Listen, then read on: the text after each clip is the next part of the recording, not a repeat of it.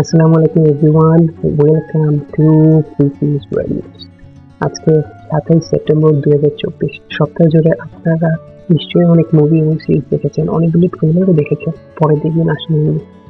এই জন্য আমি এই গত সপ্তাহে সবচেয়ে ভালো এবং সেরা মুভি এবং সিরিজের ভান্ডার আপনাদেরকে তুলে আনবো।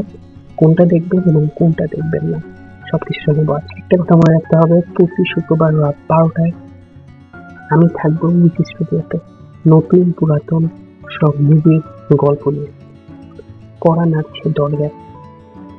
এই সেগমেন্টে আমি যেটা আরকি চেষ্টা করি যে আমাদের খুব কাছাকাছি যে মুভিগুলো আছে, যেগুলো 2-3 4 দিনের ভিতরে হচ্ছে আপনারা বসে পড়তে পারেন দেখার জন্য, সেই মুভিগুলোর নিয়ে কথা বলা। তো প্রথমে যেটা থাকছে সেটা হচ্ছে মি ইয়াজা গান। ওকে, একটু খুব বলতে কষ্ট হচ্ছে, বাট এটা একটা সাউথ ইন্ডিয়ান মুভি, একদম যে ধর্মীয় একটা মুভি। এখানে এটা 27 সেপ্টেম্বর 2024 রিলিজ পেয়েছে। এবং এটা যেটা সমস্যা সেটা হলো যে এটা একেবারে গরম গরম মুভি। একটা সমস্যা না, একটা ভালো যে গরম গরম মুভি আপনি এখনই হচ্ছে বসে পড়তে পারেন এটা দেখার জন্য। এবং এখানে গল্পটা যেটা হয় যে একটা লোক গ্রাম ছেড়েছে অনেক আগে, বিভিন্ন ঘটনার কারণে হচ্ছিল তাকে গ্রাম ছাড়া করা হয়, অথবা সেই গ্রাম থেকে চলে যায়। এবং পরে হচ্ছে এক বিবাহ ক্ষেত্রে সে হচ্ছে তার গ্রামে হচ্ছে তার আগমন ঘটে।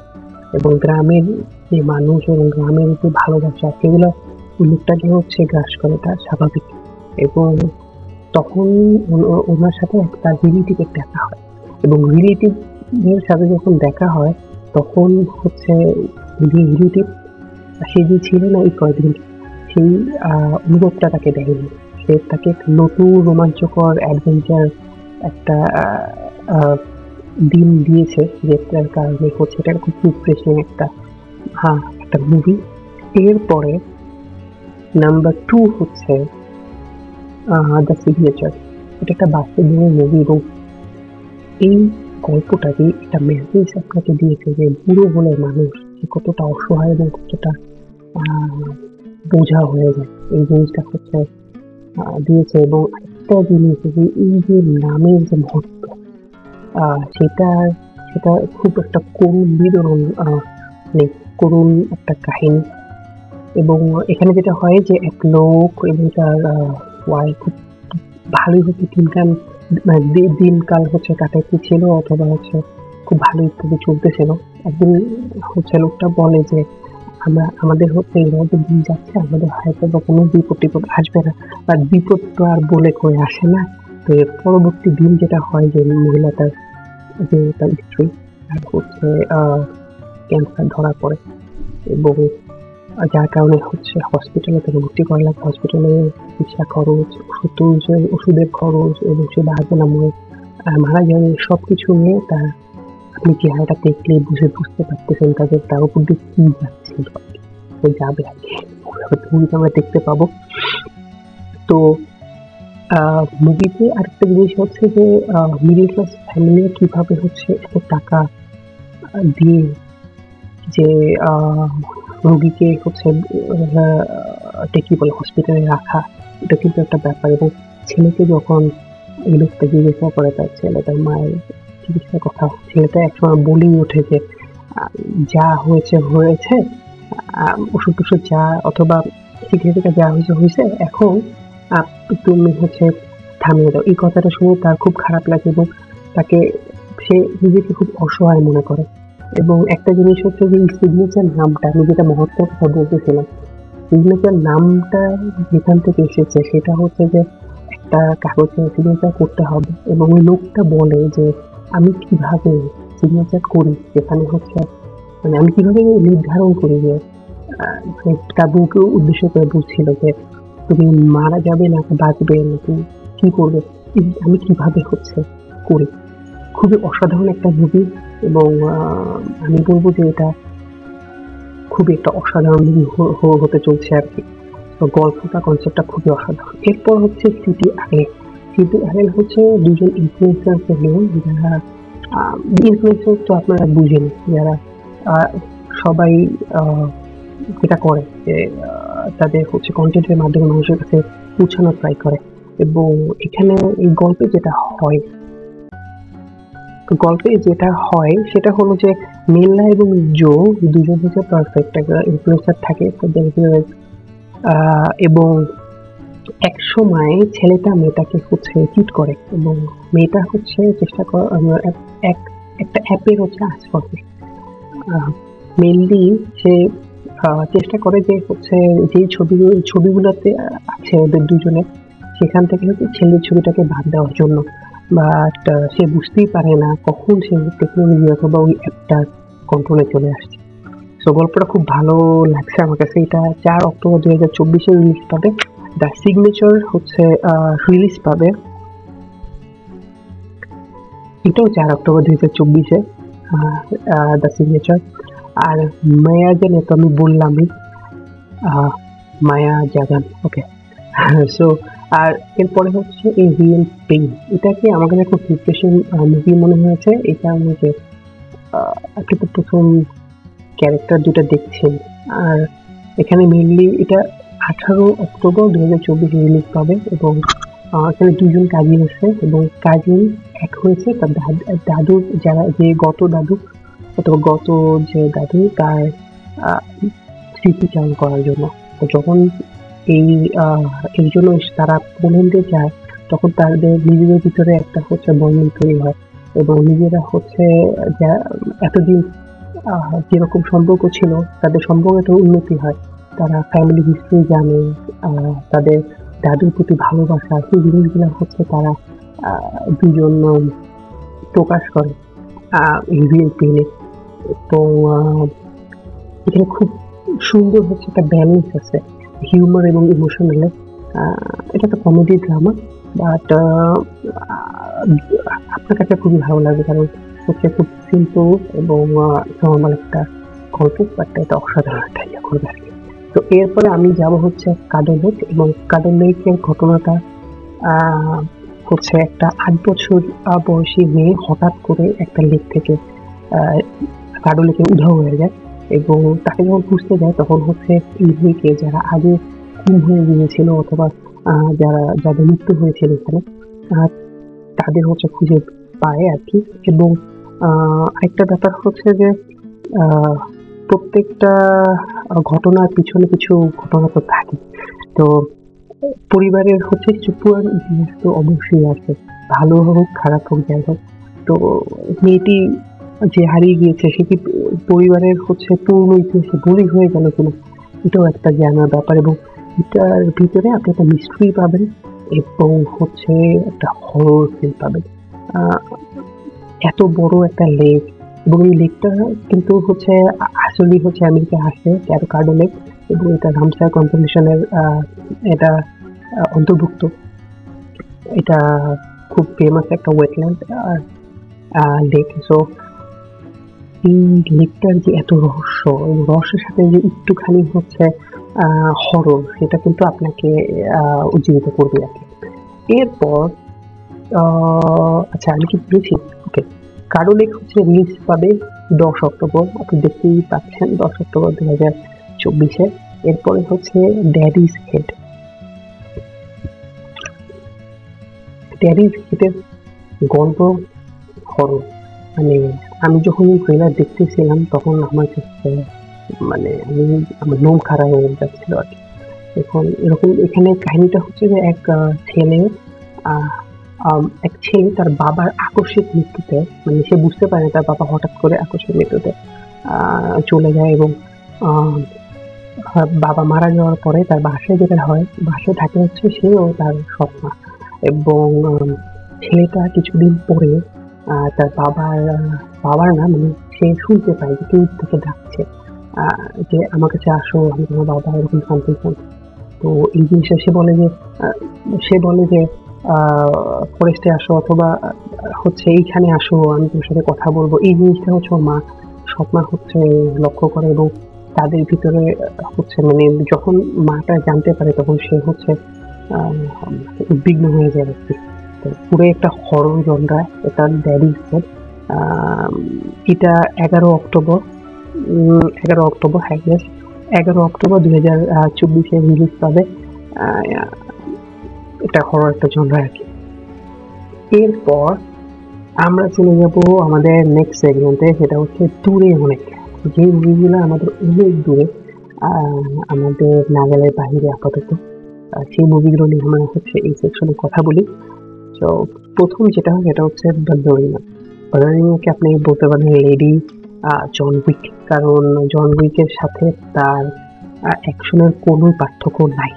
এবং এটাকে আপনি বলতে পারেন যে জন উইক 1, 2, 3, 4 এর একটা স্পিন অফ, এটা জন উইক 5।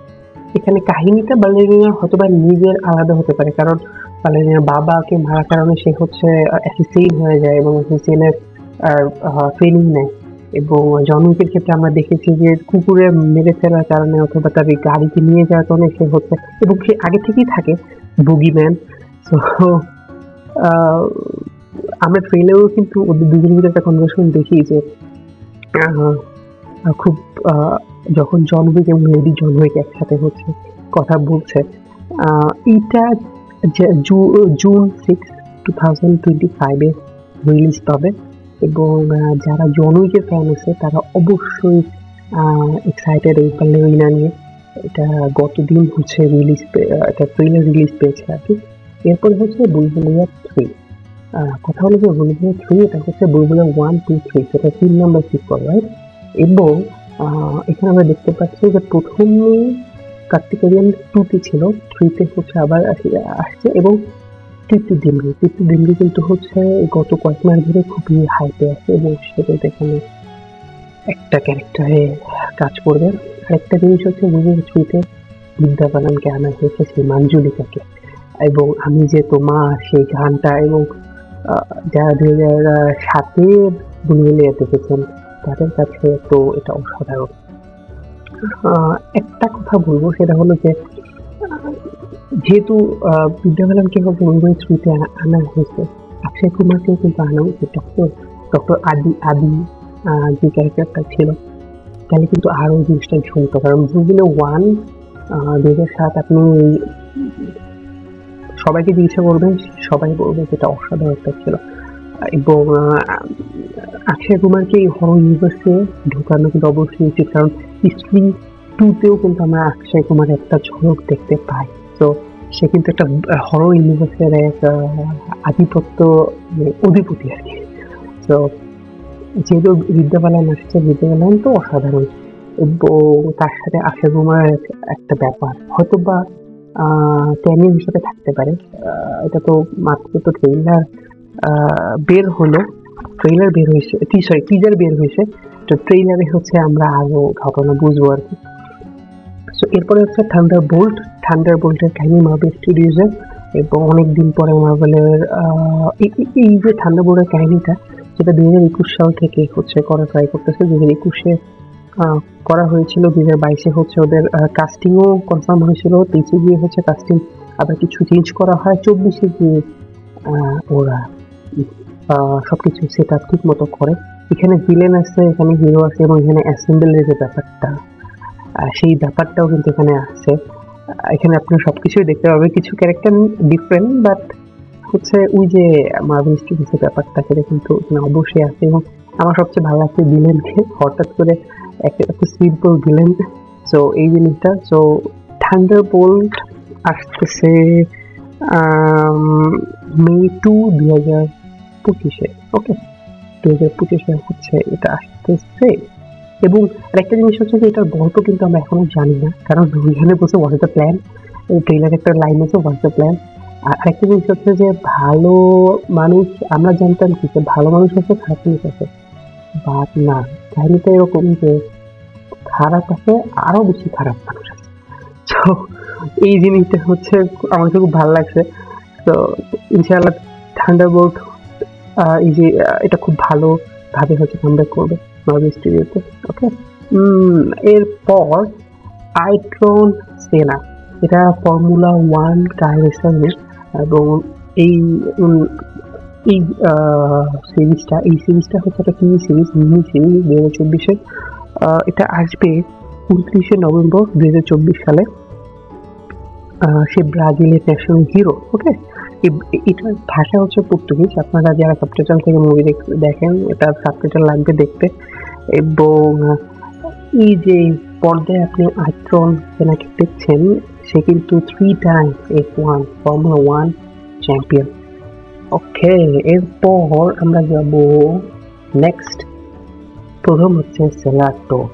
তো সেলার ডোরের কাহিনী, এটা হরর।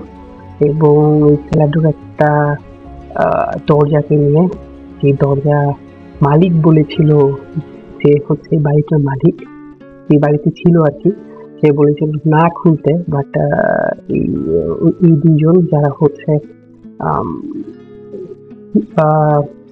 ভ্যাকেশন কাটানোর জন্য একটু নতুন জায়গায় অথবা নতুন বাড়িতে হচ্ছে যাওয়ার চেষ্টা করেছিল, তারা কিন্তু একটা বিপদে পড়ে যায়। এবং প্রথমে তারা খুব ভালোই লাগছিল, তারা কিন্তু কিছু বুঝতে পারেনি। এবার মালিকের মেয়ে এবং বইয়ের ইতিহাস এবং এই ব্যাপারগুলো জানার পরে তাদের ওই দরজার প্রতি একটা আগ্রহ তৈরি হয়, যে এই দরজার পাশে কি আছে। সো সেলার ডোর, এটা হরর তো অবশ্যই। এবং এখানের কাহিনী হচ্ছে যে আমি যেটা বললাম কাডো লেকের কথা, কাডো লেকে তো মিষ্টিটা বেশি, হররটাও আছে কম। বাট এটা হচ্ছে হররটা বেশি, মিষ্টিটা তো আছে আর কি। এরপর হলো ডেন অফ থিপস। 2018 জানুয়ারিতে, 19 জানুয়ারি ডেন অফ থিপসের একটা প্রথম সিক্যুয়াল আসে। সোজা বাংলায় বলতে গেলে পুলিশ হচ্ছে ফেডারেল রিজার্ভ ব্যাংকে যে চুরি হবে সেটা ঠেকানোর জন্য খুব চালাক চোরদের সাথে হচ্ছে মারামারি অথবা তাদের হচ্ছে পিছনে আর কি। তো এটা 2 নাম্বারটা আসছে, এটা হচ্ছে ডেন অফ থিপস 2 প্যান্টেরা। ওকে, এইটা আসবে 10 জুন 2025 সালে। এবং এখানে কাহিনী হলো যে ওই 1 এর পরেও কিন্তু ঘটনা এখনো শেষ হয়নি। পুলিশ যে নিক অব্রাইন, আর সে কিন্তু এখন উইলসনকে ধরার জন্য সে এখন ইউরোপ যাবে, কারণ ইউরোপে নতুন একটা হাইস্ট বা নতুন একটা যে দখল করবে একটা প্ল্যান চলতেছে আর কি। সো এটা হচ্ছে যারা ডেন অফ থিপস 1 দেখেছেন, 2 জন্য অপেক্ষা করতেছেন, কারণ অমীমাংসিত কিছু গল্প সিকুয়াল 2-তে হচ্ছে চলে আসছে। সো আপনারা হচ্ছে অবশ্যই এটা হচ্ছে দেখবেন আর কি। এরপর রেড ওয়ান, এটা মেইনলি হচ্ছে একটা সান্তা ক্লজকে কিডন্যাপ করে নিয়ে যায় এবং সান্তা ক্লজকে বাঁচানোর জন্য ডোয়াইট জনসন, ক্রিস ইভান্স, ওরা হচ্ছে যত প্ল্যান বানায় আর কি। বাট যেটা বলবো সেটা হলো না, ওকে, সেটা হলো যে আমার এই যে পিছনে যে আপনি যে সাদা পোলার বিয়ারকে দেখতে পাচ্ছেন, এটাকে আমার খুব ভালো লাগছে। এটা আমি বলবো যে মুভিতে যারা হচ্ছে মুভিটা দেখবেন তাদের এই জিনিসটা ওরে হচ্ছে সবচেয়ে ভালো লাগে এই ক্যারেক্টারটা। এবং এটা হচ্ছে অনেকটা জুমানজি টাইপের মুভি, সবকিছু আপনি ওরকম একটা ফিল পাবেন। এবং এটা 15 নভেম্বর আসতেছে 2024 সালে। এরপর হচ্ছে স্কুইড গেম সিজন 2। এখানে খেলবেন এবং খেলার সাথে আপনার মৃত্যু জড়িত থাকবে। আপনি হারলে আপনি ডেড, আপনি জিতলে আপনি সামনে আগাইতে পারবেন। তো এটা সিজন 1 কিন্তু খুবই হচ্ছে ফেমাস ছিল এবং সিজন 1 কিন্তু সবাই দেখেছি। সিজন 2-তে কিছু জিনিস আমার কাছে, যেহেতু এটার টিজার রিলিজ হয়েছে, ট্রেলার এখনো পাই, বাট টিজারও আমার কাছে কিছু জিনিস, মানে মেনলি কথা ছিল এই যে আপনি লোকটাকে দেখতে পাচ্ছেন, এটা কিন্তু ফ্রন্টম্যান। ওকে, এবং কথা ছিল যে লাস্টে সিজনে যে জিতছে মানে জি শুন, হ্যাঁ, সে কিন্তু হচ্ছে এই ফ্রন্টম্যান হবে। কারণ এটার একটা নিয়ম হচ্ছে যে ফার্স্ট হয় সেই হচ্ছে ফ্রন্টম্যান হয়, পরবর্তী হচ্ছে সিজন অথবা পরবর্তী গেমটাকে হচ্ছে ইনিশিয়েট করে। বাট এইখানে কাহিনী হলো যে সিজন 2-তে যেটা দেখা যাবে যে জিহান ফ্রন্টম্যান না, এবং জিহান রিভেঞ্জের জন্য আসবে এবং বাঁচাইতে আসবে, এবং ফ্রন্টম্যান হচ্ছে আলাদা। এবং আমরা ফ্রন্টম্যানের গল্পটা সিজন 1-এ কিন্তু ওইভাবে পাই নাই, কারণ কিছু ধোঁয়াশা ছিল, ফ্রন্টম্যানের ব্যাপারটা ক্লিয়ার না। তো সেই জিনিসটাকে আমি আরো ডিপ ডাইভ হচ্ছে করা যাবে। আর আরেকটা কথা হচ্ছে যে সিজন 1-এ অনেক কোশ্চেন ছিল লাস্টের দিকে, কিভাবে কি হয়ে গেল, সেই কোশ্চেন গুলোর উত্তর আপনি পাবেন সিজন 2-তে।